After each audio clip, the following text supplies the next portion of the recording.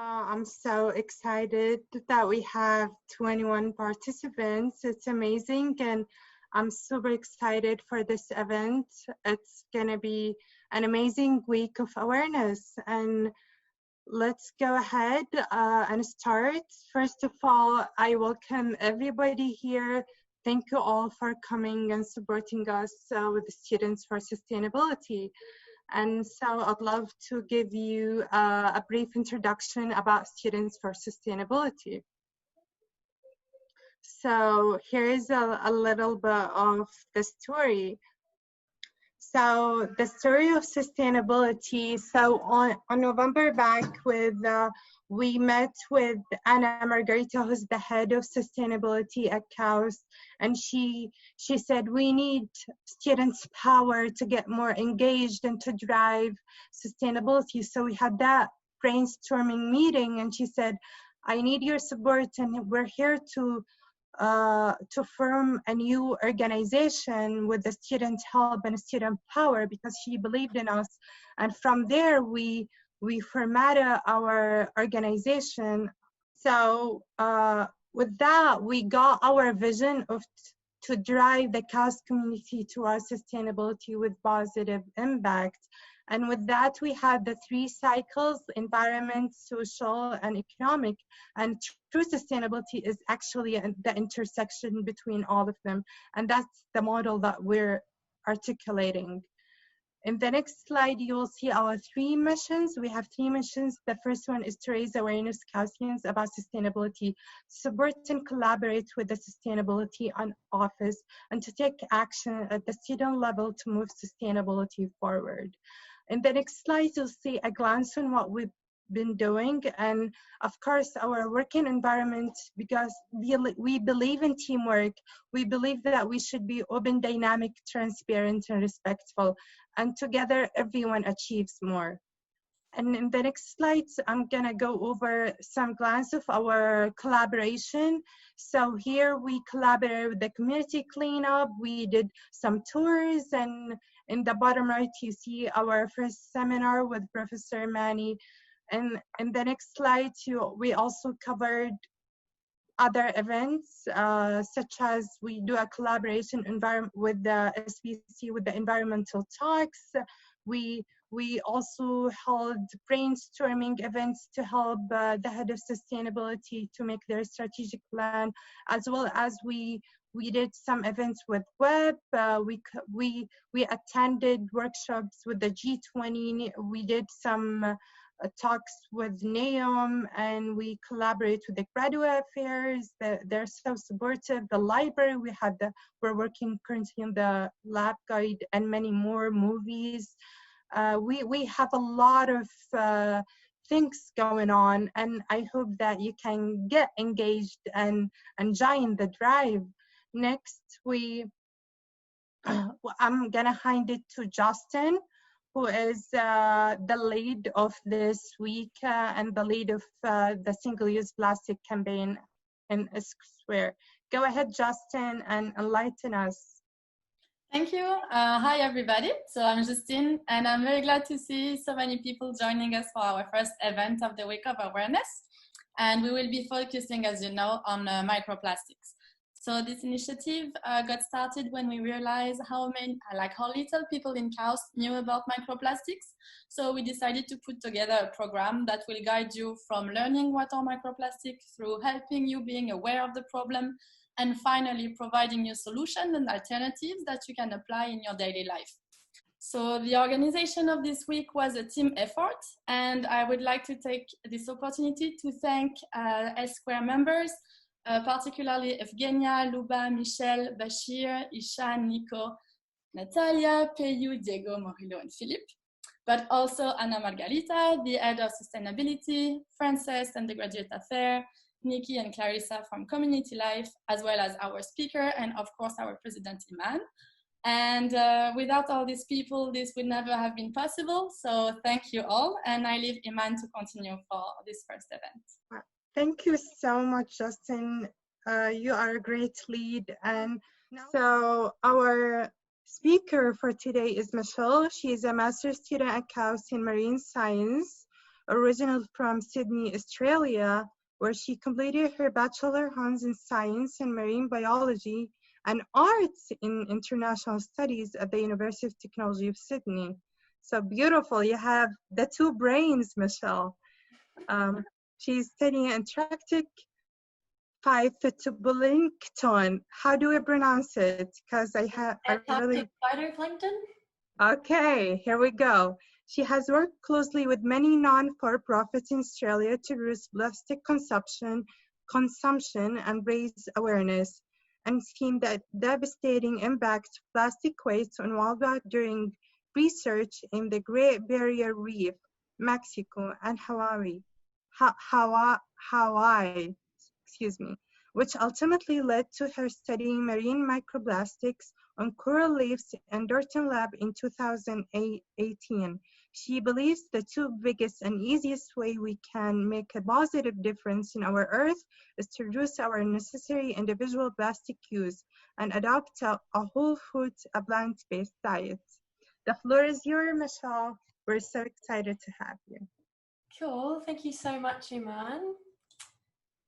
You can all hear me well? It's all good, I hope. Okay, well, thank you so much for joining us, everyone. This topic is super important to us. And like Iman just said, I've been really fortunate to work in the field of marine microplastics and actually see firsthand a lot of the effects of it. So I hope that I can bring you into more understanding on this massive issue. If you do have questions, please do ask them and we can get to them at the end. So I'll take you from the beginning of plastic to now, then where the microplastic actually comes from and why it's actually a problem, and then hopefully end on a good note of what we can do to combat this issue. And we'll end on a workshop, how to make your own t-shirt bag as well. So the image as well, like we can see on the right here, this is actually a real image with an estuarine seahorse. It was taken by a National Geographic finalist, Justin Hoffman. And I think it's crazy, but we are getting more and more used to seeing images like this. And it's becoming less shocking, but how do we actually get to this point? How do we become so crazy about something that's so damaging to our environment? And firstly, we just want to let you know why we chose microplastic rather than just large items. It's because it goes hand in hand. The large plastics will break down to the smaller pieces. And then we have the definition of microplastics, which is something that's smaller than 5 millimeters. So if you look at your pinky nail, probably something smaller than that. And this is a scene, the picture behind is actually a scene from Indonesia, but it honestly could be any shoreline, anywhere. It could be in my hometown, Sydney. It could be in Jeddah. You become very familiar with this unfortunate sight if you swim in the ocean. And so, yeah, largely people are unaware of the effect that microplastic actually has and the presence of it. But once you see it like this, you cannot unsee it again. So first of all, plastics were invented quite early. They've been around since the 1900s, but it was mainly plastics that weren't cheap to create. They were, for example, polyethylene, which was low density, so it couldn't be mass produced like plastic bags. The consumerist culture was already happening, so people were already spending money on products, but no plastic purchases were being made in that point. It wasn't until the 1960s that single-use plastics were created with really cheap, cheaply made, mass industrialized plastic sources. And then there was this slew of advertisements that was really aimed at creating this new culture, which was throwaway culture. So I wanted to highlight these three mainly because it's just so crazy when you look at it. Like, this was so new and so convenient. And the third one here, the throwaway living, one of the sentences is, The objects flying through the air in this picture would take 40 hours to clean, except that no housewife need bother. They are all meant to be thrown away after use. So yeah, this was like a miracle thing for people at the time, and they didn't really think where this was going to go or what impact it was going to have. But it kind of caught on slowly. So in 1980, the grocery stores were still only 75% of them were replacing paper bags like the one you see here with plastic bags. So by 1985. If you jump forward to 2015, the plastic production, the resin that is used to make items, saw a 620% increase since 1975. So that's huge. That year also, why I chose it, was a study by Jambeck and al. And they found that 275 million metric tons was estimated just produced in 1 year. And up to 12.7 million metric tons of those were dumped straight into the ocean. So we have areas like the Great Pacific Garbage Patch here in the ocean, which are just full of this soup of plastic, which kind of forms from when those larger plastics break down. And the way that they get there is these big ocean currents, which creates what we call gyres. And 2 of them are featured here, but there's 3 more in the rest of the world. And they all, unfortunately, look like that. So what will the future look like of plastics? It's not slowing down. As you can see the black line, there's still a trend that's increasing. The other lines are how it's discarded. The green is it's incinerated, which is quite a common way of discarding of plastic. And the blue line is the recycling. So there is a trend of recycling, but I won't go into it too much because Luba's going to talk about that more on Wednesday, which will be a great talk. But basically this study in 2017 showed that there was 8,300 million metric tons of plastics produced in all our history. And for that in perspective, I don't know if this will help you, but it helped me. That's 118,571,429 male African elephants, which is insane. When you think about this, plastic is never going to leave the planet. Basically, it's made, it's here, and it's to stay. So where does the microplastics come from? I mentioned a little bit earlier that the larger plastic items can break down into what's called secondary microplastics. So there was a study in 2 years ago that showed in 300 bottles from 9 different countries that 93% of them contained microplastics in the water. And the effects of these microplastics on humans is largely unknown. We're kind of just extrapolating from other studies on animals. The primary microplastics, which is they already come in a small form, are things like these guys. So if you've ever done a beach clean, you will 100% recognize these. These are called nurdles, and they're pre-production plastics.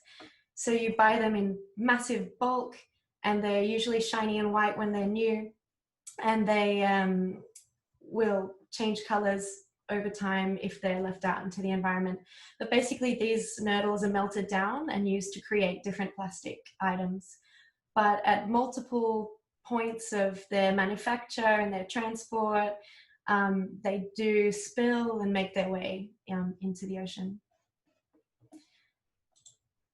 Another form of primary microplastics are synthetic fibers from clothes, and also microbeads in hygienic products like face washes. Europe has now banned microbeads in face washes and so on, but there's still a lot of countries that haven't banned these things. So all of these contribute to the microplastic source. So the way that the larger plastics break down can have aerobic degradation, but the problem is it can take up to 1,000 years. It's a very long time to degrade completely to its original components. You have biodegradation, so that means it's in some soil, and microbes are taking care of the degrading process. And you hear like biodegradable plastic touted about quite a lot. And it's a great step in the right direction. I think biodegradable plastics are, you know, the right way of thinking.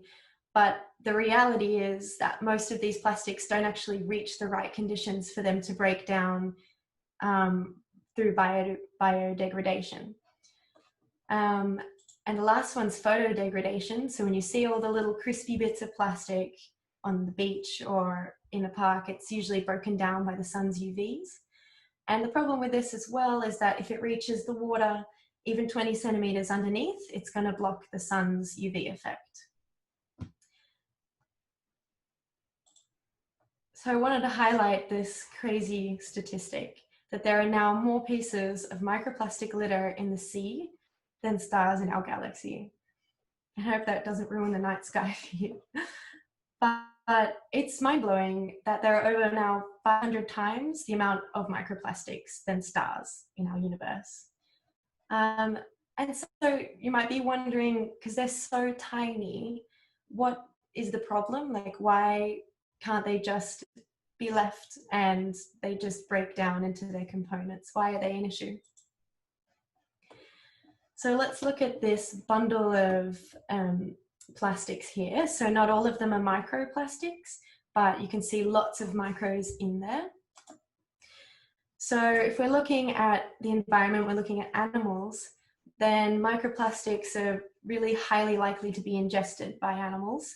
And there's more and more studies on this. Now this is actually the stomach contents, I'm sorry, this is a bit gory, but of a shearwater chick. And this poor shearwater chick can't actually decide for itself what it eats. Its parents go out and do their best. They try and find food and they don't discriminate between the plastic floating on the surface and fish. So basically, I think Susan's probably going to go into this more, but sea animals, the plastic that's floating around will grow algae on it and will actually look and smell like food for them. So it looks unbelievable, but yeah, this is the fate of almost over 90% of seabirds, unfortunately, at the moment. So ingestion's a massive one, not just in seabirds, we're finding it in the deepest parts of the ocean, in really remote areas like Antarctica. Tiny things like the zooplankton, like krill, are ingesting microplastics. And the work we've done here in Saudi, we actually saw that corals, like this lobophilia here, retained microplastics in their polyps, in their mouths. And these small creatures actually create bioaccumulation into the larger animals here, as you can see. So smaller fish will eat this plankton, and a larger fish will eat those smaller fish, a larger fish again, and then the top tier predators have a lot of plastics within them. So how does this affect us? Well, if you eat fish, what goes in the ocean does go in you. So there's plastic inside the fish that you're eating, which is a large percentage of fish at the moment, then yeah, it's a bit of a worry for humans.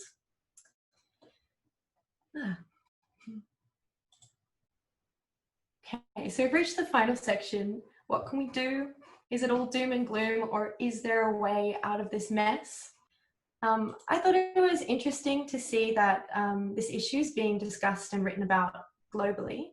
So these are the articles coming out of different countries, and the circles are how many are coming out of those areas. So there's a big focus in Europe, in North America, in Australia and China, South Africa. And it's heartening to see that there's problem awareness. There's studies of behavior change, how people might want to change their behaviors, and lots of looks into solutions as well. So there are cleanups going on for microplastics. There's this amazing massive project called the Ocean Cleanup Project, which was invented by a British teenager, essentially. And it's functioning right now. It creates these big booms across the ocean, and collects plastic passively, and then it's collected by massive barges. But there are still kinks being worked out. It doesn't always work. Some of the barges, sorry, the booms didn't actually trap plastic in the first experiments. There's products to lessen your microfibers that are coming off your clothes, like the Guppy Friend. So you put it in your washing machine and stop the fibers actually reaching the ocean, because that's a huge source. There's some really cool science, like people have invented these manganese nanocoils to treat water that's contaminated with microplastics, which is pretty cool. And finally, there's, you can see loads of products now being made out of recycled fishing nets and whatnot. But on a personal note, like, what can we do? There's loads of great solutions, like going plastic free. We can take ourselves out of the problem and become part of the solution. And I'll let Jess and her daughter Grace go into that on Thursday, because they've got lots of great tips. And also that the answers doesn't lie completely in recycling. Then we have, so that's on the 8th and 9th. But I do ask myself, what would David do when I'm thinking of implementing a new solution in my life? And finally, I think the biggest thing that impacted me is when I heard this quote after doing many, many beach cleans: if all we do is clean up, then that's all we'll ever do.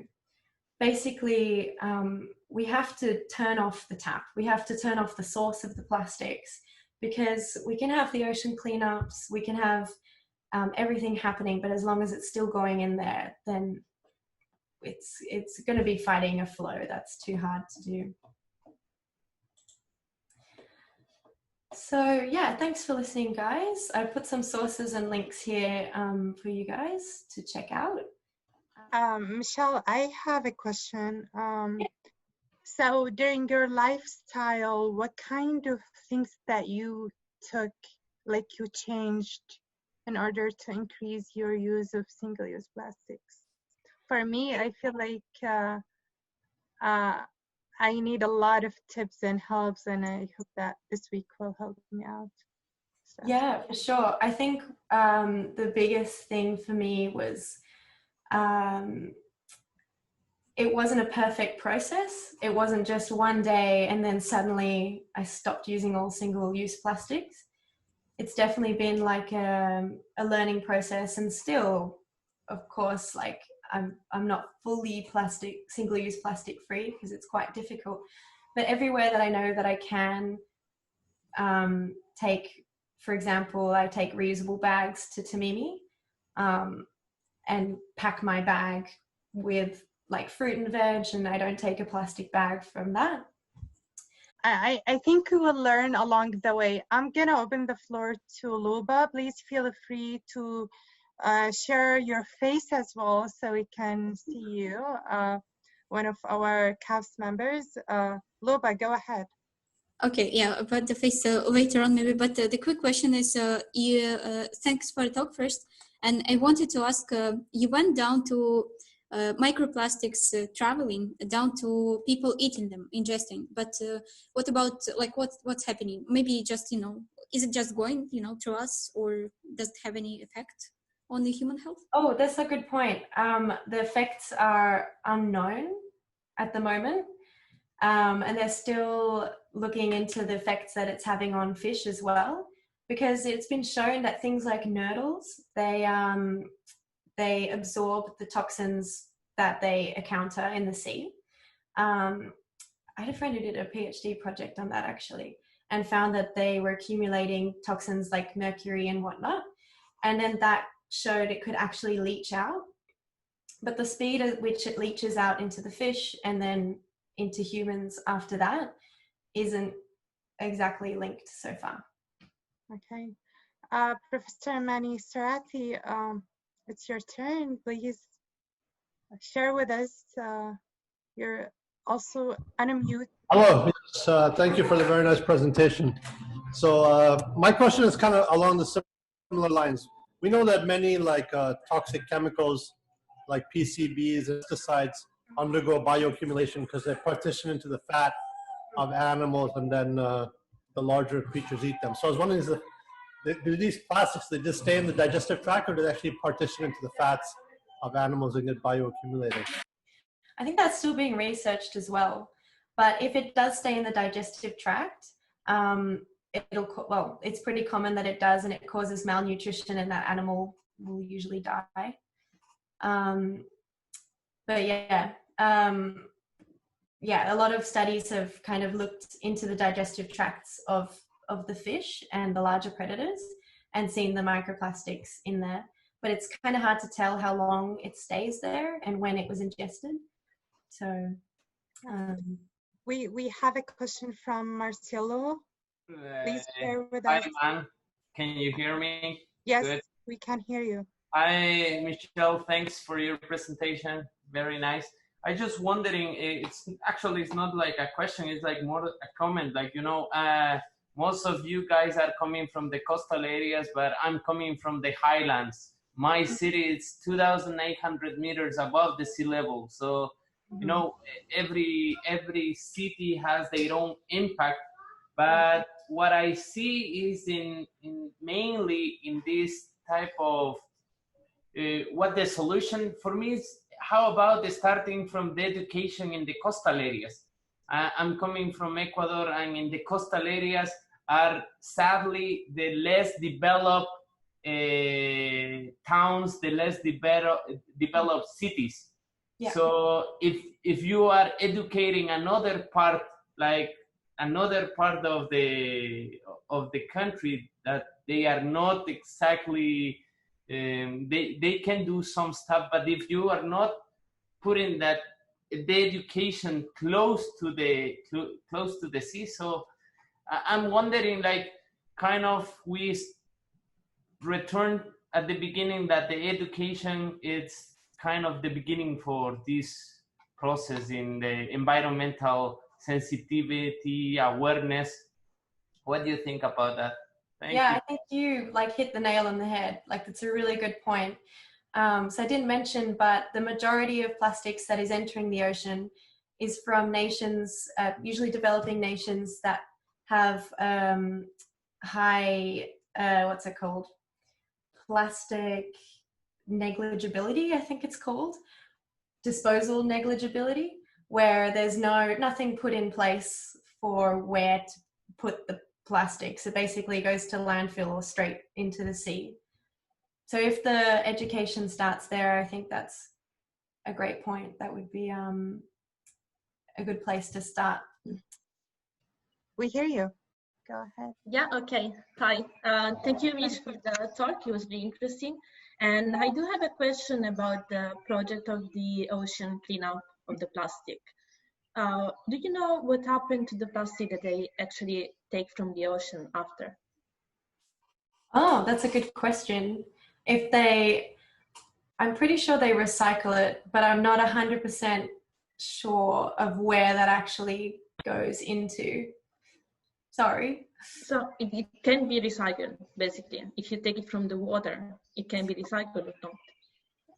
The thing is, it's getting a lot of things like fishing nets. It's a lot of different types of plastic put together. So it's pretty difficult to actually recycle it. But I know some people are making really cool things out of, for example, fishing nets, even clothes. I went to a conference once where they were making these bricks to build houses with.